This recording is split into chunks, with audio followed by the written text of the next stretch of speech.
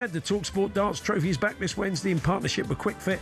World champion Luke Littler has pulled the names out the hat, so the draw is Dean the Storyteller Saunders, the reigning champion, versus Jermaine the Saint Pennant, Gabby the Gab Father Agbonlor versus Andy Gale Force Goldstein, Jamie the Chunk O'Hara versus Jason One Ball Cundy, B-U-L-L, Darren the Truth Bent and Natalie the Destroyer Sawyer, who beat Benty last year. He was absolutely gutted. Join us for all the action this Wednesday from 1 o'clock and in Drive. The final will be in Drive from 4. Thanks to our friends at QuickFit. Tune in and watch the whole thing live on talkSPORT's YouTube channel. And don't forget that every game from the World Darts Championship will be live and free to listen to on the talkSPORT network and YouTube channel. Your match referee calling the event is, as we said, one of the great iconic sport voices, not just of darts, but of sport. Russ Bray has joined us in the studio. Russ, lovely to see you. Nice to see you guys as well. Lovely to have me in. Thank you. Yes, you are. I mean, you stepped away. You kind of semi-retired last year. You're still doing events. You're just not doing the Worlds anymore. But I see you popping up. You're doing. You look like you're enjoying life, Russ. I'm absolutely loving it. Yeah. I seriously am. It's. I still do a little bit with the World Series. Yeah. I do the nice ones: Bahrain, New York, and Australia. Yeah, New you Zealand. pick your gigs. Yeah. Well, they pick me, which is nice. Not some cold sports centre in Bridlington. With respect to Bridlington. Absolutely not. And also, I do the Asian tour, so I'm over in the Philippines, China, Japan, quite a bit. So. Plus filling in with lots of galas and shows elsewhere, so fantastic. And come and see you guys. Yeah, it's lovely. Well, I mean, this darts tournament, you'll be shocked and stunned with how seriously some of them take it. They are what seems on the face of it a bit of fun, but I suppose quite a lot of the people involved have been professional athletes, and they get their game face on. And they take it very seriously. I've just been in the green room with Darren and and they're playing and they're practicing. Are they ever? Yeah. And like you say, if you're a sportsman, your aim is to win, and you have that mentality, whether it's fun or serious, as this would be. So, I mean, these guys will take it. It's not fun. Once you put your foot on the hockey, it ain't fun. Honestly, but is there a safety mechanism in place for this tournament that obviously the standard of play, right? If it gets down to like double one. We've been in the madhouse a few times. Is there split 11s or is there like nearest the ball? Is there something? And as a referee, you're going to be thinking, "Oh, hurry up, lads."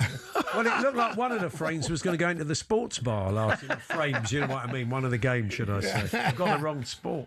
I mean, Natalie Sawyer beat Darren Bent last year. And He'd have been devastated. He would. And Natalie just got side his head. I think Hawksbee going on. The pressure was on him because he's a pretty decent player. But yeah, suddenly when it wasn't going his way. Well, the thing is, when you're up on the hockey, when you're up and standing there, you're on your own. Yeah. You've got no team member that you can hide behind, you know what I mean? Yeah. And if it's all going wrong, it's there for everybody to see. I mean, you've seen that in the greats, in all of the greats over the years. When you're up there watching a game, and obviously you've got to concentrate on the role you've got, but you must sometimes think, "Blummy, what's happened to the power? What's happened to Eric? Because you must think these guys are great. Why are they suddenly throwing like that?" Yeah, and the main reason behind that is pressure. Yeah. No matter who you are, Luke Littler, if he's under pressure, he can wobble. Yeah. Phil Taylor, when he was under pressure, wobbled. Eric, when he was under... this is a natural thing in sport. And like I just said, when it's one-on-one... Yeah, that makes it harder. The pressure's a lot harder, And you don't escape. You can't go... I mean, look, you're just up there on the hockey. You're watching maybe the other player playing better than you. It's tough. You've got a big crowd on your back, potentially. As well. So you're going to... I mean, it's... I'm really interested in this year's World Championships. We've got 3 girls playing, 3 ladies playing. And crowds being crowds, they're going to be behind the girls. So the fellas that are going to be playing the girls are going to be under a lot of pressure before they even start, solely because you've got women playing. That's Daryl Gurney has got. We spoke to Gerwyn Price the other day. And he was obviously big mates with Daryl. And he's drawn Bo Greaves, and Luke Littler said he didn't want to play because he likes to have the crowd on his side. But it's true, Daryl's they're all going to be rooting for her, aren't they? Not off. But in all honesty, her in her own right, she can beat anybody, and she can, and she has proven that with. I'm not a fan of averages. I'm not, but. If you want to go by the averages, her averages have just been incredible. And any sports person feeds off positivity, positive energy. Yeah. When you're that energy that's in the arenas when you're playing darts, that positive energy, you get that little adrenaline rush. That's right. It gives you that little bit more confidence. Gives that buzz and puts you on top of your game. And she will get that. She will experience that. I was very lucky to call when Fallon Sherrock beat Ted Evans, the very first lady to have won. Yeah. And you could see her confidence as in the game as it's getting more and more. All of a sudden she win a leg, win a set, so on and so forth. You know, and you just notice it getting bigger and bigger and stronger, and that will happen. Well, I think Natalie, when she played Bentley, Frying Underarm was taking a mickey. Yeah, I think it was. Yeah. All right, all right.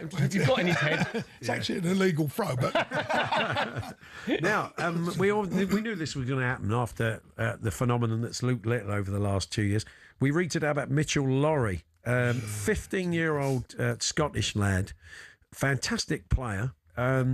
He's become the world youth champion.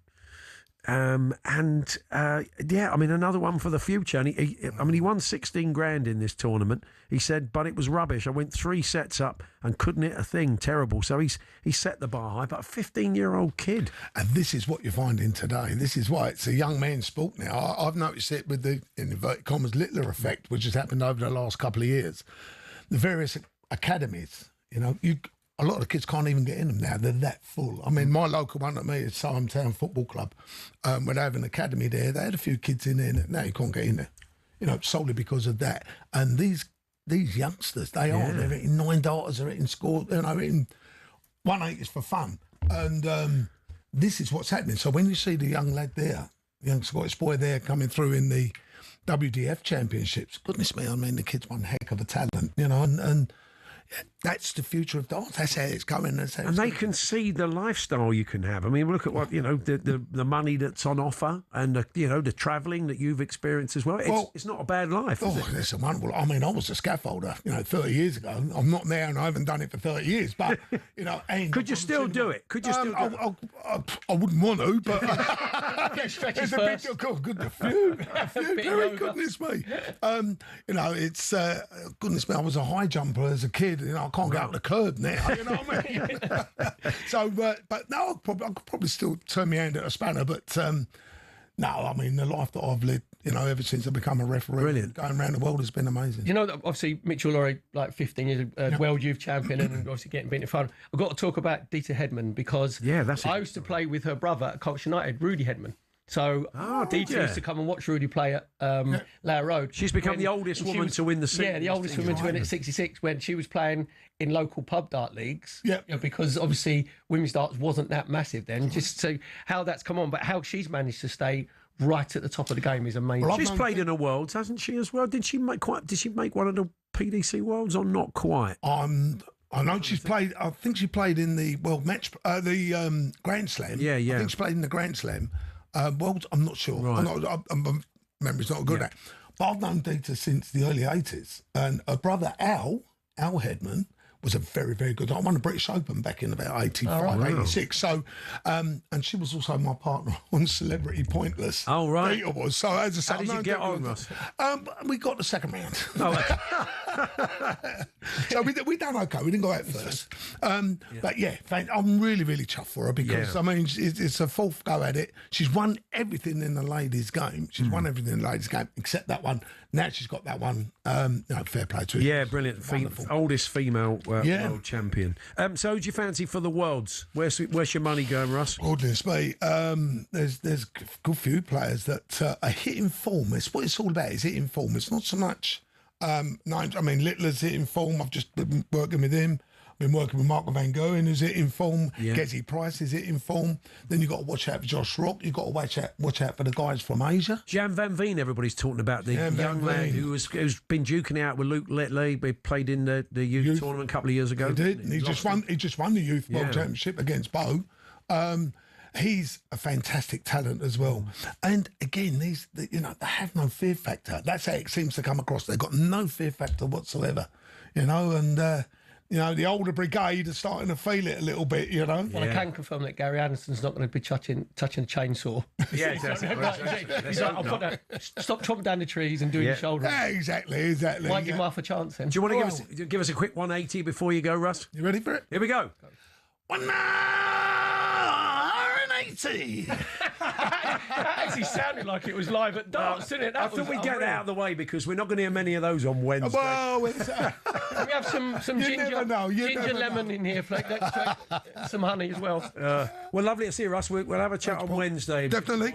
Last one. Lovely. Thanks, Paul. Thanks, for coming in. Thanks a lot, guys. Thank you.